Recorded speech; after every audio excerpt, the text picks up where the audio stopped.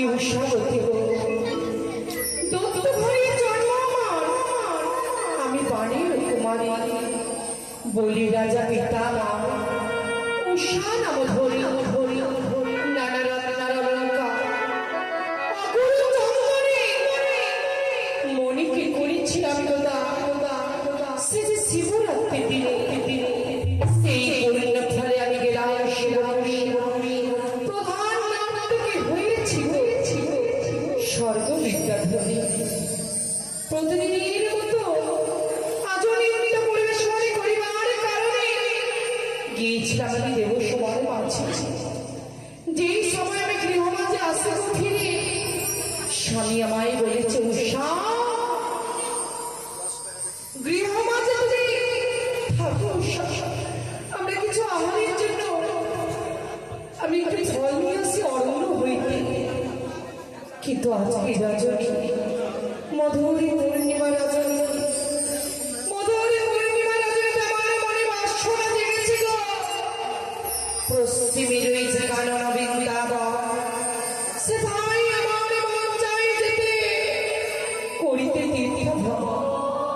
হেন বাক্য যদি আমি আমার স্বামীকে না বলি পারবো না গো, আমি বাসনা পূরণ করতে পারবো না। আমার মা বলতে উষারে এই জগতে স্বামী ধ্যান স্বামী জ্ঞান স্বামী চিন্তামণি স্বামী বিনে নারী মনি হারা থাকে। এই জগতে যে মায়েদের জীবন থেকে স্বামী হারিয়ে গেছে মা, সে মায়েরাই বোঝে স্বামী হারা কত জ্বালা যন্ত্রণা ব্যথা। তাই স্বামীর জন্য স্বর্ণ পালনকে বসিয়া রইব অপেক্ষায়, দেখি আমার প্রাণেরা কাছে কতক্ষণে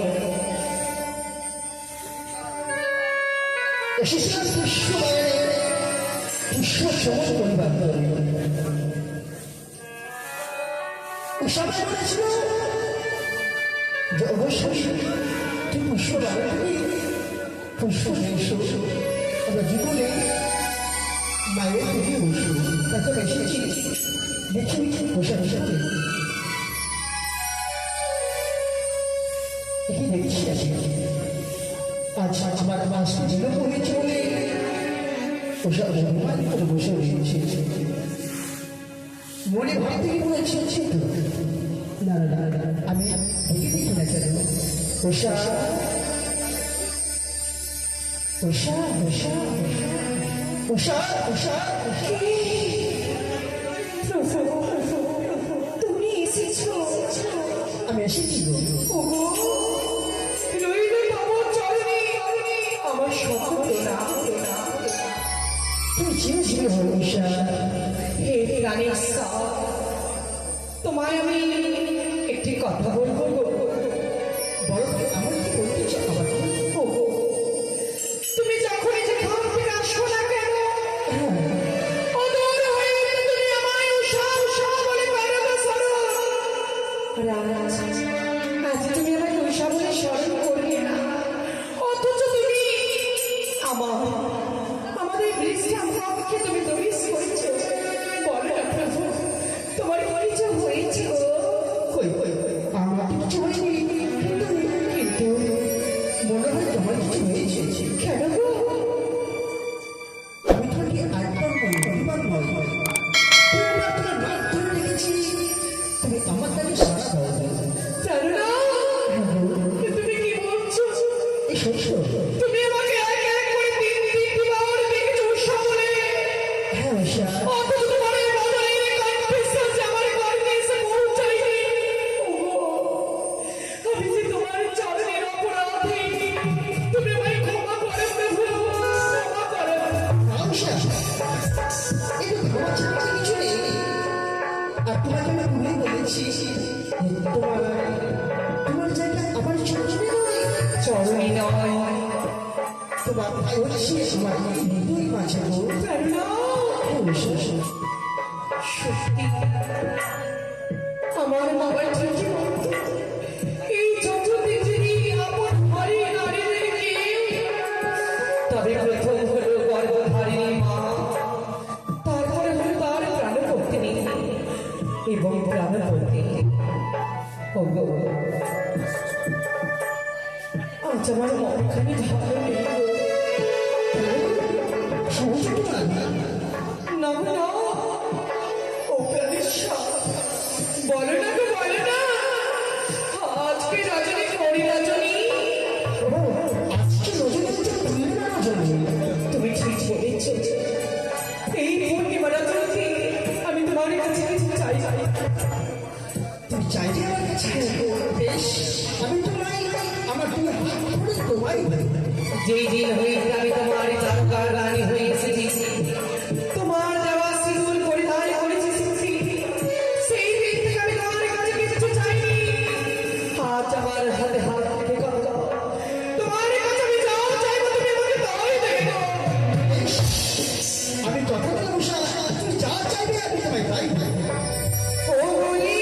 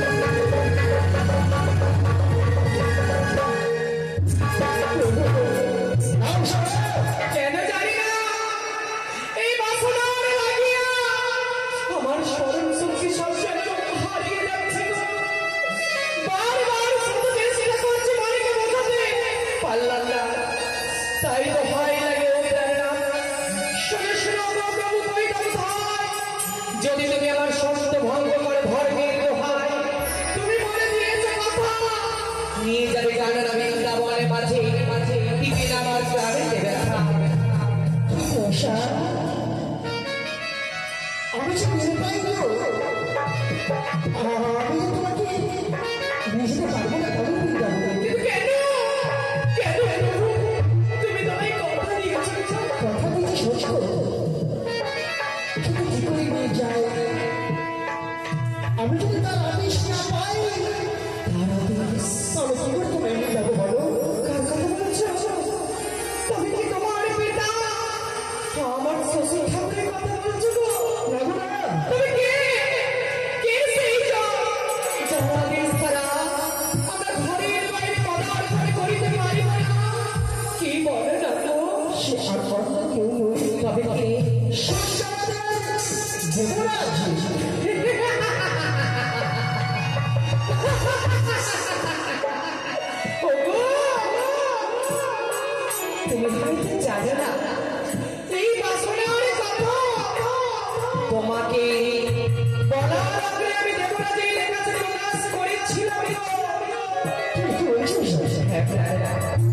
আমি তোকে করে আজ প্রথমত আমায় নিষেধ করেছি, শত বোঝানোর পরে তুমি আমাদের যাওয়ার অনুমতি দিয়েছে। শুধু তাই নয়, তার পুষ্পরা ভ্রমণের জন্য এক দণ্ডের জন্য আমাদেরকে দান করেছে। হ্যাঁ প্রভু, এবার বলো তুমি আমায় নিয়ে যাবে না? অবশ্যই নিয়ে যাবো। ও প্রভু, আমার মনে কি সাপ জাগে জানো? তুমি হবে সেই রথের সাথী, টকটকে টকটক করে চালাবে ঘোড়া। আমি তোমার বামেশ্বরী হয়ে দর্শন করব ওই কানন বৃন্দাবন। চলো প্রভু, চলো এসো, চলো। এসো এসো প্রাণেশ্বর।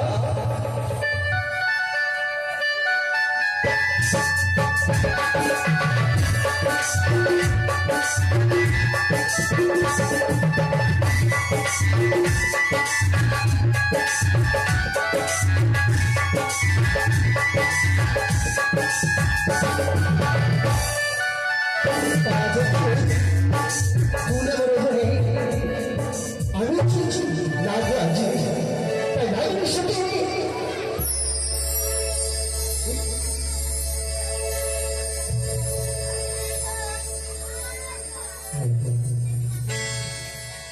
তাই রসদ তাই রাজের সাথে কোথায় পাইনি। আমি